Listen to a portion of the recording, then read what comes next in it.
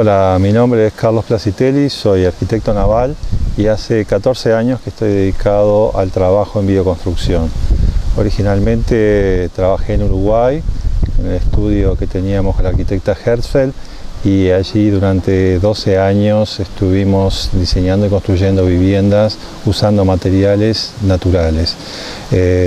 Nos tocó introducir también la tecnología del techo verde en Uruguay y luego en la región, a partir del contacto que tomamos con el profesor Gernot Minke, que es un prestigioso arquitecto alemán que estuvo investigando durante varios años las tecnologías de construcción natural en todo el mundo y el uso de los materiales naturales. En Uruguay se publicaron, y bueno, yo tuve participación en eso, los libros de Minke referidos a la construcción con tierra, construcción con fardos, a los techos verdes, y a partir de ahí, de ese contacto tan importante, bueno, comenzó una tarea de difusión en la región sobre lo que se estaba haciendo en otros lugares acerca de la construcción natural. Estoy aquí en el Bioconstruyendo 2012, este es mi segundo año de participación, ya estuve el año pasado, pero estoy viniendo casi todos los veranos aquí al Bolsón y tomando contacto con la gente de CIDEP, que son los agentes locales, digamos, en todo lo que tiene que ver con la bioconstrucción en esta zona de la Argentina. Bueno, básicamente la participación mía este año está orientada a dar principios de arquitectura bioclimática, es decir, normas y pautas de buen diseño para que todos aquellos que estén por hacer su casa y tengan que interactuar con algún profesional, con algún arquitecto, entiendan de qué se trata, cuáles son los principios fundamentales del buen diseño, qué podemos hacer para ahorrar energía mediante sistemas de climatización naturales, prescindiendo o por lo menos reduciendo al mínimo el uso de equipos de aire acondicionado o de calefacción y de esa manera ahorrar energía.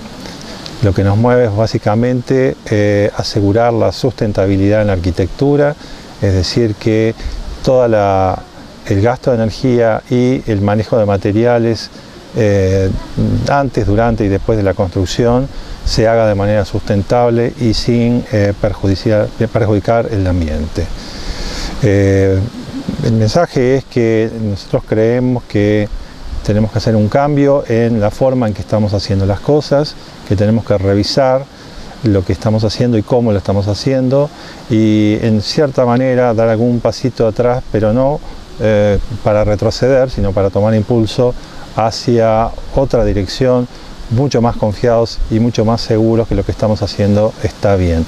El planeta lo está reclamando y básicamente es la razón de ser encuentros como este y de mi trabajo como asesor, como docente y como escritor de temas relacionados con la bioarquitectura. Y la experiencia que tuvimos ahí es que la construcción con adobe o con... Ojo que se refiere a adobe muchas veces a construcción con tierra, ¿no? El adobe es una de las técnicas de construcción con tierra. Tanto con adobe como con tierra alivianada, es decir, mezclando arcilla con paja o con algún material que le varíe su densidad, encontramos que las casas son sumamente confortables, tanto en invierno como en verano, que hacen un uso mínimo de la calefacción, que no hay equipos de aire acondicionados en las casas que hemos edificado y que algunas de ellas ya han cumplido 12 años y están en perfectas condiciones, no han tenido ningún tipo de contratiempos. Al utilizar materiales más rústicos, la mano de obra requerida es mayor.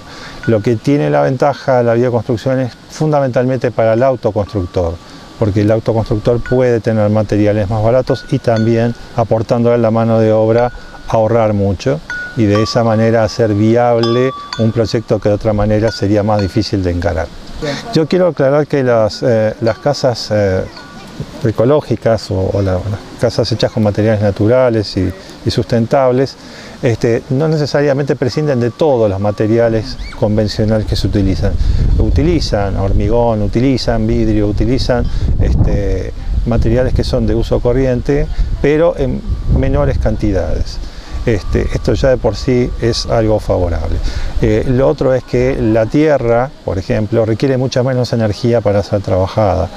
La arcilla es un cemento Portland natural, es un cemento que no necesita ser calcinado ni industrializado. Utilizamos maderas preferentemente rústicas o maderas recicladas, es decir, material que se obtuvo de usos anteriores. Lo mismo con respecto a las aberturas, muchas veces se han utilizado aberturas recicladas, con lo cual se aprovecha al máximo lo que ya está y de esa manera se está contribuyendo a no demandar más recursos, más energía y luego generar más residuos en el planeta.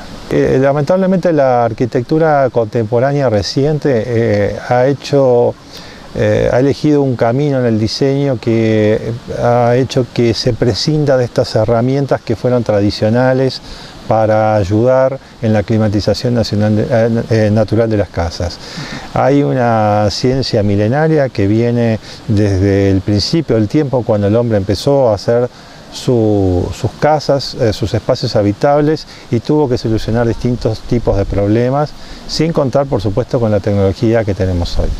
Esa tecnología no ha perdido vigencia, sigue estando totalmente vigente y aplicándola adecuadamente, los ahorros que se pueden hacer en materia energética son verdaderamente importantes. Y lo que sucede en las ciudades es que muchas veces estamos condicionados por el entorno, no podemos elegir la orientación óptima, tenemos la sombra de edificios o la masa térmica, es decir, el calentamiento que se produce por edificios contiguos o las mismas calles, etcétera, etcétera, etcétera. Pero igualmente eso no quita que en la medida de lo posible, dependiendo de cada situación, utilizando esos principios que no han perdido, reitero, su vigencia y su valor, se puedan hacer ahorros importantes. Sí.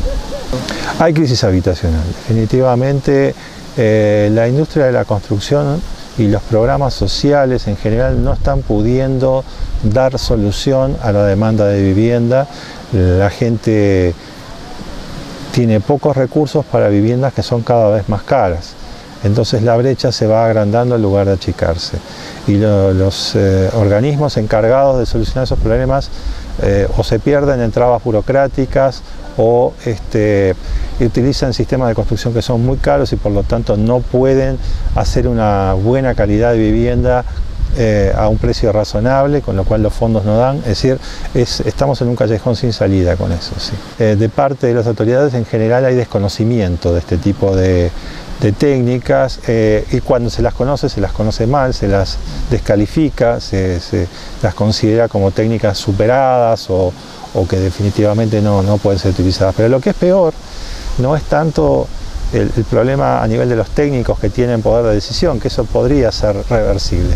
Es mucho más difícil cambiar la cabeza de los destinatarios de la vivienda, que entienden que una casa de tierra, por ejemplo, es para pobres y que una casa de material, entre comillas, es lo que ellos aspiran porque significa un ascenso de estatus social. Sí. Sí. Son barreras mentales que cuesta tirar abajo. Sí. Sí, la primera casa, en el primer proyecto que fue cuando empezamos a trabajar juntos con Karen, ella ya estaba diseñando la casa y mi participación fue en trabajar en todo lo que eran las estructuras de madera. Ella se iba a encargar de todo lo que era la parte de tierra y se había optado por una técnica que se conoce como tierra alivianada, que utiliza una estructura de madera similar a la de las casas de madera, pero que luego se opta por el barro para rellenar las paredes en lugar de utilizar materiales industriales. Esa casa, bueno, fue sí, toda una experiencia, naturalmente, había muchas más preguntas que respuestas. Se hizo a lo largo de un año de trabajo, pero quedó muy bien y ahí está funcionando hasta el día de hoy. Y a partir de ahí, ya en la segunda obra, aplicamos técnicas de prefabricación, tanto de los bastidores como del relleno, que pasó a ser de bloques en vez de ser de material encofrado y preparado en el lugar. Ahorramos mucho tiempo, eso nos permitió llevar muchas cosas prontas ya a la obra. Y fuimos desarrollando un conocimiento que yo creo que es muy válido para el autoconstructor o para los programas de vivienda social. Y la calidad de la vivienda es excelente. Las casas están hoy 12, 11 años después de hechas perfectamente bien, funcionando y dando satisfacciones a sus dueños. Son casas muy térmicas, Recuerdo que en una oportunidad el dueño de la primera casa nos llamó y nos dijo que nos quería felicitar porque había 35 grados de temperatura afuera y él en su casa adentro tenía 28, sin tener absolutamente nada prendido, ni siquiera un ventilador. Tienen varios nombres, se lo conoce como techo verde, techo vivo, cubierta jardinada. Es una idea muy antigua también que viene de los vikingos y se trata de utilizar vegetación y sustrato como aislante exterior. Es decir, el aislante en este caso va afuera y es la vegetación. Eso se traduce en un montón de ventajas. En primer lugar, vegetación significa absorción de CO2, cosa importante en la ciudad. En segundo lugar, un sustrato significa tener una capacidad de retención de agua que hace que no escurran directamente a los sistemas pluviales y por lo tanto le dan un tiempo, sobre todo cuando llueve fuerte en lapsos cortos, cosa que pasa mucho en Montevideo y Buenos Aires últimamente, y dar tiempo a que los sistemas pluviales sean capaces de desagotar el agua. Significa retención de partículas de polvo, significa un ambiente más lindo, más armonioso, con más verde y no azoteas feas que causan realmente otra sensación. Significa muchas cosas. El techo vivo es una especie de arma ecológica de la cual disponen las ciudades. Muchas de ellas ya la están utilizando de forma importante y espero que dentro de poco las nuestras también. Yo estoy en Facebook, básicamente mucha gente me comunica ahí, pero también tengo un mail, es carlos.placitelli con C y doble L al final, @gmail.com.